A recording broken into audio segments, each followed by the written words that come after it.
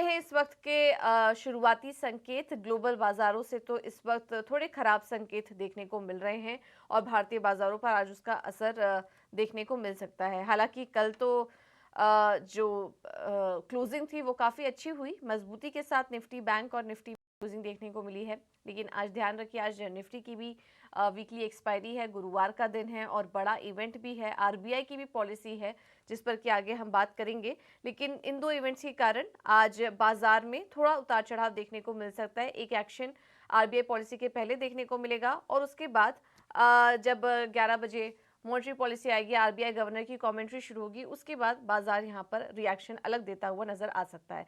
चलिए अब एफआईएस और डीआईएस के अपडेट भी एक बार ले लेते हैं। और कैश मार्केट में कल एफआईएस की तरफ से बिकवाली हुई 3,315 करोड़ की, लेकिन डीआईआईएस उसके सामने खरीदारी करके गए 3,801 करोड़ की। इंडेक्स फ्यूचर की बात करें तो लगभग 1,000 करोड़ की बिकवाली का आंकड़ा है, लेकिन ऑप्शंस में खरीदारी हुई है, करीब 14,040 करोड़ की खरीदारी हुई है इंडेक्स ऑप्शन में एफआईएस की तरफ से।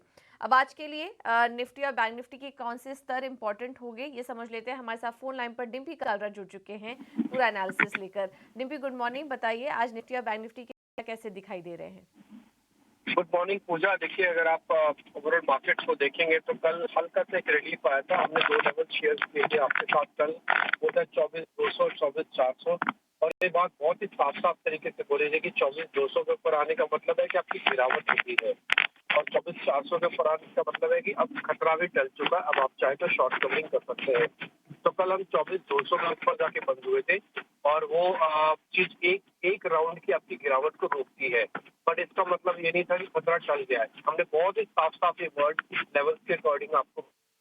दूसरा पॉइंट, बैंक निफ्टी के अंदर कल 50,000 के आसपास की ही क्लोजिंग हुई है और इसमें भी 24,200 के ऊपर की क्लोजिंग हुई है, तो एक राउंड के सपोर्ट प्रोटेक्ट हुए हैं।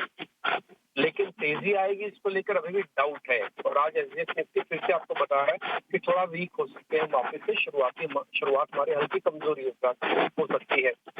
कहने का मतलब यही है कि फिलहाल जो भी चीजें मार्केट के अंदर अभी चल रही है ये एकदम से जाएंगी नहीं। 42%, 50% एक दिन में बढ़ जाना, 17 साल में पहली बार ऐसा होना, ये कोई ना कोई चीज का सूचक है और हमें कई बार आपके बात नोटिस कराई है, इसको आप इग्नोर ना करें।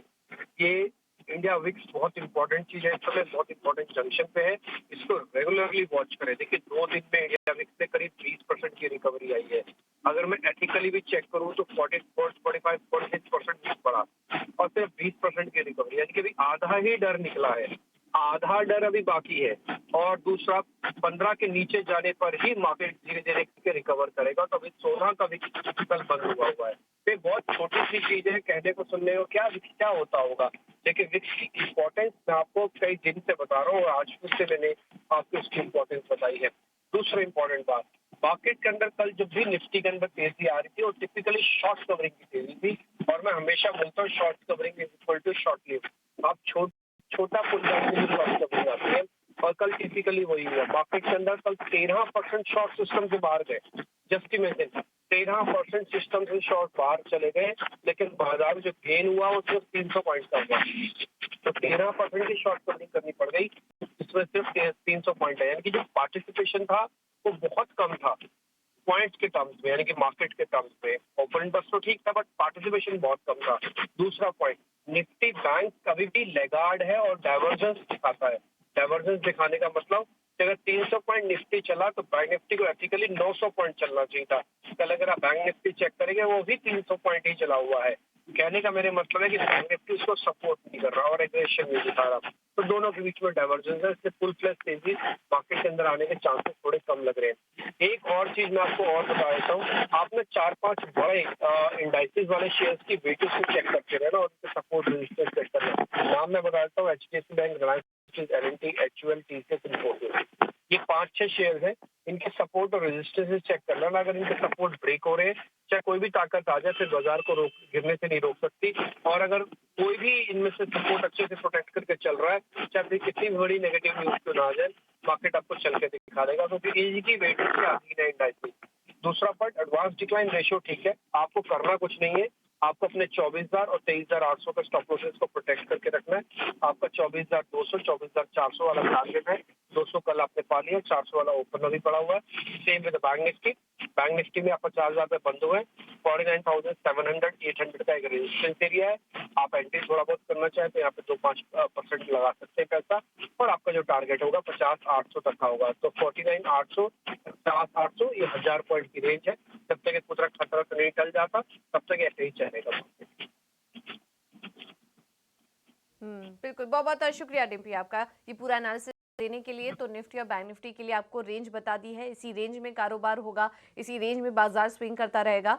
जब तक वो लेवल्स नहीं टूटते हैं तब तक ज़्यादा घबराने वाली बात नहीं, लेकिन फिर भी बाजार में अभी भी डर का माहौल बना हुआ है। ये छोटे-छोटे पुल बैक और तेज़ी शॉर्ट कवरिंग के चलते आप देख सकते हैं, लेकिन उतार-चढ़ाव बना रहेगा। और किस तरफ मार्केट जाएगा, किस तरह की खबरें यहाँ पर निकल कर आ रही हैं, जियोपॉलिटिकल टेंशन, ग्लोबल मार्केट से जुड़ी, इस पर नज़र रखिए खास, और अपने स्टॉप लॉस लगाइए और अपने मुनाफे को यहाँ पर प्रोटेक्ट करने की कोशिश कीजिए। इस रेंज ये जो हम आपको दिखा रहे हैं, इस रेंज का ध्यान आप ज़रूर रखिए। आगे बढ़ते हैं, बाजार पर एक और रणनीति समझ लेते हैं आगे के लिए। हमारे साथ यस सिक्योरिटीज से लक्ष्मीकांत शुक्ला जी जुड़ चुके हैं। Laxmikant ji, thank you so much ET Now Swadesh को समय देने के लिए। तो आज आपका क्या व्यू बन रहा है निफ्टी और बैंक निफ्टी में ट्रेड के लिए, और अपने ट्रेडिंग आइडियाज भी बताइए। शुभ प्रभात पूजा जी। हम अगर पिछले 3 दिनों का ट्रेंड देखें तो मार्केट में अभी भी घबराहट बनी हुई है। हालांकि कल मार्केट ने एक reaction दिखाया था और अपने जो लोअर लेवल से उनको पकड़ के रखा था, बट अभी भी 24,400 के ऊपर एक बार भी हमें क्लोजिंग देखने को नहीं मिली है। तो जब तक 24,400 के ऊपर निफ्टी क्लोज नहीं होता है तब तक इसमें चिंता का विषय बना रहेगा। हालांकि निचले स्तर पर 23,900 जहां पर 50 डीएमए वहां पर एक सपोर्ट नजर आ रहा है, बट ओवरऑल स्ट्रक्चर अभी भी वीक है। तो अगर कोई भी क्लोज 23,900 के नीचे आता है तब हमारा मार्केट 23,640 से लेकर 23,600 के रेंज तक फिसल सकता है, क्योंकि वहां पर हमारा 38.2 फिबोनाची रिट्रेसमेंट आ रहा है। और जब तक मार्केट 24,400 के ऊपर नहीं जाता है तब तक ये घबराहट हमें दिखाई देती रहेगी निफ्टी में। और अगर हम बैंक निफ्टी के चार्ट को देखें तो ये थोड़ा सा वीक नजर आ रहा है निफ्टी के कंपैरिजन में। हालांकि पिछले 3 दिनों से इसने 50 डीएमए के सपोर्ट को डिफेंड किया है, जो कि 49,500 के लेवल पर आ रहा है। बट ओवरऑल स्ट्रक्चर इसका अभी भी वीक है जब तक ये अपने 50 डीएमए के नीचे रहता है, जो कि 51,200 के लेवल के पास है। तो मुझे लगता है कि अगर 49,500 के नीचे क्लोजिंग मिलती है तो बैंक निफ्टी में और करेक्शन हमें दिखाई दे सकता है। तो उसके जो नेक्स्ट लेवल रहेंगे वो रहेंगे फिर 51,000 से लेकर 50,800 के निचले स्तर पर। हालांकि अगर हम सेक्टोरियल ट्रेंड देखें तो कल सारे के सारे सेक्टोरियल इंडाइसेस पॉजिटिव नोट पे क्लोज हुए थे, और जिसमें कि पीएससी इंडेक्स ने काफी अच्छा परफॉर्मेंस दिया था। उसमें जो बढ़त थी वो अराउंड 4% के आसपास थी। तो इसीलिए मेरा पहला स्टॉक पीएससी इंडेक्स से ही है, जो कि है भेल। इस स्टॉक में भी एक अच्छा रिबाउंड दिखाया है अपने 3 से 4 दिनों की सेलिंग के बाद, और यहाँ पर एक पॉजिटिव फॉर्मेशन देखने को मिल रहा है और एक बेस फॉर्मेशन दिखाई दे रहा है 290 से लेकर 285 के जोन के आसपास। मुझे लगता है कि जब तक भेल इस लेवल के ऊपर ट्रेड करता है तब तक हमें एक अपर पुल बैक भेल ये शो कर सकता है टुवर्ड द लेवल्स ऑफ 335। तो जैसा कि गिफ्ट निफ्टी हमें संकेत दे रही है कि थोड़ा सा निचले स्तर पर बाजार खुल सकता है, तो हमें अगर भेल 298 300 के लेवल के आसपास मिलता है तो हमें बाय करना चाहिए। एक छोटा सा स्टॉप लॉस रखना है 290 का, और हम वहां से फिर 335 पे टारगेट एक्सपेक्ट कर सकते हैं।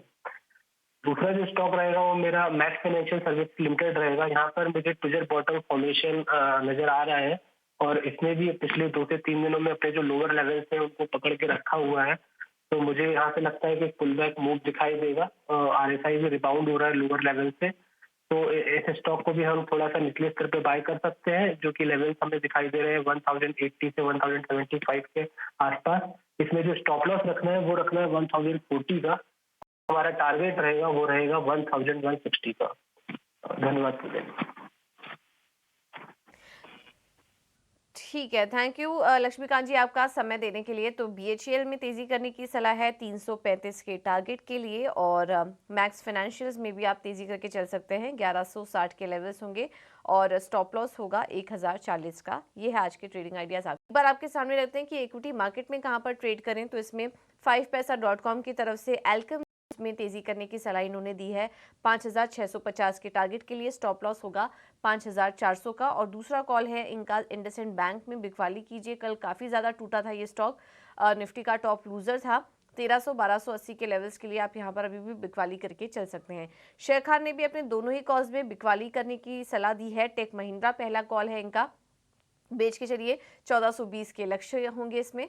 और आयशर मोटर्स में 4550 के टारगेट के लिए आप बिकवाली करने की राय। निर्मल बांग ने एमसीएक्स में तेजी करने की सलाह दी है, 4465 के टारगेट होंगे, स्टॉप लॉस होगा 4200 का। और रेलिगेयर इन्वेस्टमेंट की तरफ से दोनों कॉज में तेजी करने की सलाह है। पहला है औरोबिंदो फार्मा 1540 के टारगेट के लिए, और दूसरा है स्टॉक सन टीवी जहां पर की तेजी करने की सलाह है आपके लिए 930 का टारगेट, स्टॉप लॉस होगा 870 का। तो ये आज के तमाम ट्रेडिंग का आइडियाज, काफी मिले जुले व्यूज यहाँ पर आज एक्सपर्ट्स की तरफ से निकल कर आ रहे हैं।